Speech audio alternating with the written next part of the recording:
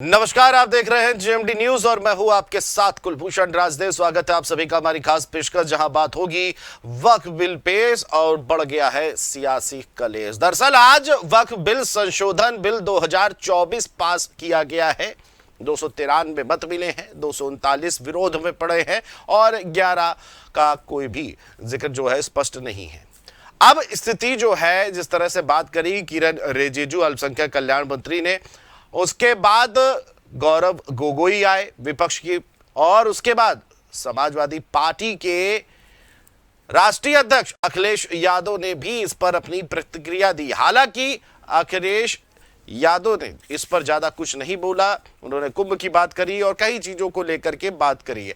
और आज इसी पर चर्चा के साथ हमारे साथ मोहम्मद हसन रूमी विधायक कैंट कानपुर से जुड़ चुके हैं। हसन रूमी जी, आपका बहुत बहुत स्वागत है सबसे पहले जेएमडी न्यूज पर। धन्यवाद। और हसन रूमी जी, आपसे सबसे पहले बात, जिस तरह से चर्चा हुई, स्पष्ट किया गया, इसको आप क्या कहना चाहेंगे बिल पर? देखिए, जिस तरीके से असंवैधानिक से ये बिल को पेश किया गया, ये संविधान के आर्टिकल 26 के खिलाफ है। ये हमारी धार्मिक आजादी के खिलाफ है। ये बिल हमारे पूर्वजों ने जो इस्लामिक पर्पस के लिए जमीनों को छोड़ा था, उस जमीनों को असंवैधानिक रूप से छीनने और हड़पने वाला बिल है ये।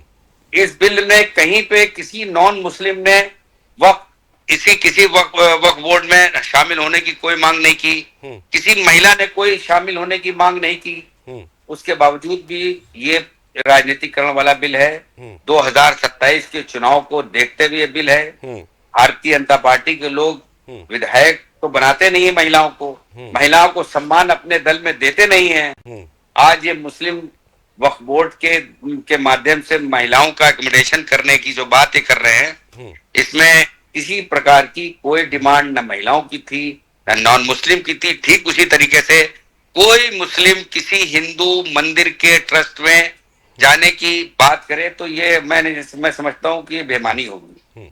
और इस वक्फ बोर्ड के बिल के माध्यम से जो इनका चुनावी एजेंडा था, 2017 से 22 के बाद और 22 से और आज तक लगातार अपने चुनावी वादों में फेल होने के बाद 2027 की चुनाव की तैयारी को देखते हुए इस बिल को ऐसे समय लाया गया है जब 2 साल बाद उत्तर प्रदेश देश की सबसे बड़ी विधानसभा है, सबसे बड़ा प्रदेश है। उस चुनाव में अपनी नाकामी के पर्दे को ढका रहने के लिए इस बिल को ध्यान बांटने वाला बिल है ये।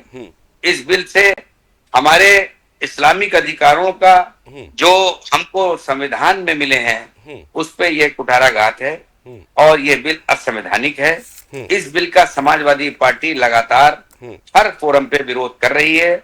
अदालत पे जाने की जरूरत पड़ी, आपने जिस तरह से कहीं पे जाने पड़ी, तो ये समाजवादी पार्टी ही नहीं बल्कि उत्तर प्रदेश और देश के अंदर इंडिया गठबंधन के सभी दलों ने इस बिल का विरोध किया है और हम लोग भी इसका पुरजोर विरोध कर रहे हैं। ठीक है, आपने कहा पुरजोर विरोध कर रहे हैं। आपने महिलाओं को लेकर के बात करी। रूमी साहब, आपसे मैं जानना चाहूंगा, देखिए गौरव गोगोई जब विपक्ष के नेता हैं, कांग्रेस के नेता हैं, उन्होंने अपने बात रखनी चाहिए तो उन्होंने कहा कि महिलाओं को लेकर के तो उसमें पहले से भी प्रावधान था कि महिलाएं भी शामिल हो सकती है वक्फ बोर्ड में। अब उन्होंने आरोप लगाया कि आपने ये भ्रम फैला दिया कि पहले महिलाएं नहीं थी, है ना, और हम लेके आ रहे हैं, तो ये क्रेडिट खाने की बात करी। दूसरी मैंने तो आपसे कहा ना कि देखिए, ये लोग अपने यहाँ किसी तरह का कोई एकोमोडेशन कितने टिकट देते हैं भारतीय जनता पार्टी वाले विधानसभा और लोकसभा के चुनाव में महिलाओं को, कितनी महिला लीडरशिप डेवलप करते हैं इन लोग दूसरे के फोरम में, दूसरे के अधिकारों में, जबकि वहां पे इस तरह की कोई डिमांड भी नहीं है। और जब चाहो आप जब बना दो, ये डिमांड ना होने के बाद आप कहोगे 2 महिलाएं भी आएंगी। अगर आना है तो आए, ये तो पहले से प्राविधान था। जब आपको ये मालूम है तो इस प्राविधान के होने के बावजूद भी क्यों क्रेडिट ले रहे हैं? किसी नॉन मुस्लिम ने कभी कोई डिमांड नहीं की कि ना कोई इसमें प्राविधान है। मेरा सीधा कहना ये कि वक्फ बोर्ड की आजादी को जिंदा रखते हुए उसमें जो त्रुटियां हैं समय समय पर इस पे अमेंडमेंट हुआ है इन बिलों का, उस त्रुटियों को, स्वायत्ता को जिंदा रखते हुए, वक्फ बोर्ड की आजादी को जिंदा रखते हुए अगर आपने कोई सारे वाकिफों से बात करके सारे जितने भी वक्फ बोर्ड के वाकिफ हैं उनसे बात करके अगर कोई उनकी राय लेके जेपीसी के सभी सदस्यों की राय लेके विपक्ष के अगर आपने इस बिल को पेश किया होता तो बिल का स्वरूप तब लोग इसको मानते लेकिन और वास्तव में फिर इसका स्वागत होता है। लेकिन इनका ना बिल से कोई मतलब है ना इनका किसी के दिल से कोई मतलब है। इनका मतलब है 2027 में जिस तरीके से ये लोग ध्रुवीकरण की राजनीति करके लोकसभा विधानसभा में लोगों को भ्रमित करके चुनाव के समय वोट मांगने का काम करते हैं। इन लोग ने ना तो 15 लाख रुपया दिया, ना नौकरी दी, ना इन्होंने महंगाई पे लगाम लगाई। व्यापारियों के जीएसटी की जितनी जटिलताएं हैं उस तरह जाने कितने स्टेक होल्डर ऐसे हैं जो का तो ये कहना है रूमी साहब के अधीन आते हैं। रूमी साहब तो इन लोगों ने किसी का कोई ध्यान नहीं रखा।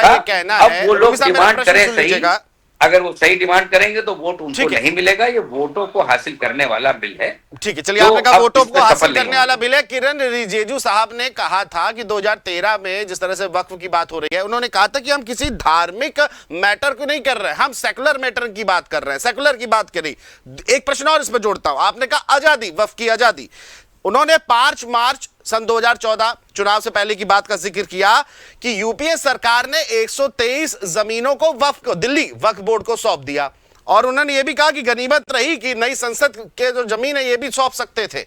लेकिन अब जो सेक्शन 40 है वक्फ बोर्ड का, जो कि किसी भी जमीन पर वक्फ को होने का दावा करता था, उसको हटाया गया है। साथ ही साथ महिलाओं और बच्चों के अधिकारों को भी इसमें मजबूती दी गई है। इस पर आप क्या कहेंगे? आपने कहा कि त्रुटि हटानी चाहिए तो सेक्शन 40 त्रुटि हटा दी गई। देखिए, मैंने आपसे कहा कि जो जायज त्रुटि है सारे वाकिफों से राय लेकर हटाई जाए। जायज त्रुटि हटेगी जब जितने वक्फ बोर्ड के वाकिफ हैं उन लोग यानी कि स्टेक होल्डर, सारे स्टेक होल्डरों की राय ट्रांसपेरेंटली होनी चाहिए। अगर उनकी राय ट्रांसपेरेंटली लेकर अगर कोई आप त्रुटि दूर कर रहे हैं तो वास्तव में आप दूर कर रहे हैं। अगर आप सिर्फ अब आप कह रहे हैं कि संसद भवन भी वक्फ का हो जाता, सेक्शन 40 में ये आता तो संसद भवन भी वक्फ का हो जाता। तो मेरा सीधा ये कहना है कि पहले से हिंदुस्तान के कानून में लैंड एक्विजिशन एक्ट बना हुआ है। उस एक्ट के माध्यम से जितनी भी जरूरी चीजें सरकार को चाहिए होती हैं वो उसको फॉलो करके वो एक्वायर कर लेते हैं। वक्फ बोर्ड में अब ये कहते हैं कि ट्रिब्यूनल के बाद अपीलांट अथॉरिटी जो है सिविल कोर्ट के मैटर को अब हाई कोर्ट और सुप्रीम कोर्ट भी सुनेगी। पहले से लाखों करोड़ों मुकदमे सिविल नेचर के पेंडिंग है हाई कोर्ट में और सुप्रीम कोर्ट में। लंबी लाइन है, लंबी फहरिस्त है, उन लोगों का डिस्पोजल नहीं हो रहा है।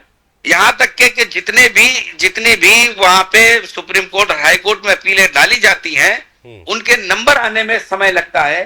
तो ये हाई कोर्ट और सुप्रीम कोर्ट के ऊपर अननेसेसरी का ये बोझ बढ़ा के जस्टिस डिले और जस्टिस डिनाइड वाली कहावत को फिर चितार्थ करने का जो सरकार का ये प्रोग्राम है, इसको हम लोग सब लोग बेनकाब करने का प्रयास कर रहे हैं। बेनकाब करने की बात की आपने, समझ रही है। जी बिल्कुल, जनता समझ रही है और जनता देखिए 2027 के विधानसभा चुनाव में जनता भी समझेगी और 2029 के भी चुनाव में जनता ही समझेगी। बहुत बहुत शुक्रिया रूमी साहब आपका हमसे जुड़ने के लिए और अपनी बात को रखने के लिए।